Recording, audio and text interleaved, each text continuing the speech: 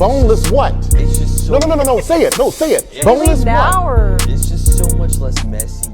There's I could just eat it with a a fork. glorified chicken nugget. It is Yeah, chicken Alright, that's a nuggety. chicken nugget. That ain't no wing. It could be a is, chicken right. tender if it's big enough. Okay? You're That's right. not a wing. Wings got bones in it. You're right. There's no such thing as boneless wings. Well, they're just only.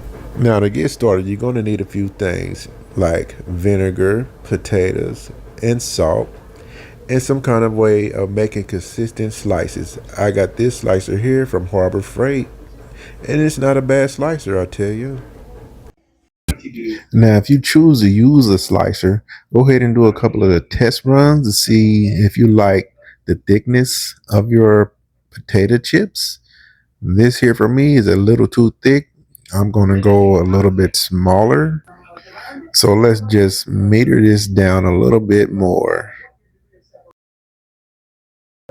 Let's check this out here. And yes, perfect, the way I like it. Now, after you get your potatoes all sliced up, the next thing we're going to do, we're going to get our potato slices all rinsed off so we can get rid of as much starch as we can. And we're going to let them soak there for a second too. And your water don't have to be like refrigerated cold, just room temperature water from out the faucet will work. We're just going for a nice rinse. That's all we're doing. And now for our next step, we're going to boil our potatoes for about 10 to 15 minutes. But what you want to do is you want to just boil them until they start to be a little translucent. We're not cooking them all the way, but just translucent. And after that, you know what time it is. We're going to give them a rinse. And then we're going to let them cool off, of course. Now, while those are cooling, we're going to go ahead and get ready to make our salt and vinegar solution. The solution calls for 1 part water, 1 part vinegar, and however much you make, you just depends on how much potatoes you got, but just make sure the water and vinegar parts are equal. Now with the salt, you go ahead and salt yours up to your liking, but I'm using 1 tablespoon of salt to my solution.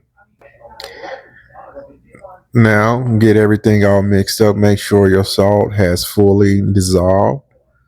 And once your salt has fully dissolved, it's time to go ahead and add in our potatoes. Just make sure they're cooled off first. Now, after you got your potatoes added to the solution, what we're going to do now is we're going to let these sit for 1 or 2 hours. But know that the longer they sit, the better they are. They'll soak up more flavor the longer they sit. And now it's time to add our potatoes to our dehydrator. And folks, when you're adding your potatoes to your dehydrator, don't just dump them in there. I mean, you can just dump them in there, but the thing you want to make sure no potato is sitting on top another potato chip, so it can get good and dried evenly. And the whole thing is to make sure air is flowing all around the whole chip, and each chip get that airflow. All right, now depending on how thick your slices is, will determine how long you need to put them on. I'm putting mine on for 10 to 12 hours on the highest setting. My dehydrator reaches about 180 degrees, something like 180, 185. See you in 12 hours. Okay, now 12 hours later, here we go, folks. Looky there, folks. We have potato chips. It's time to dive in to see what they're tasting like. All right, folks. Now what you've been waiting for, what I've been waiting for.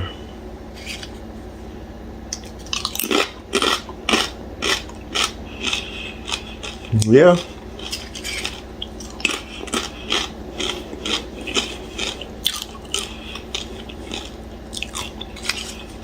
Not too bad. Not too bad.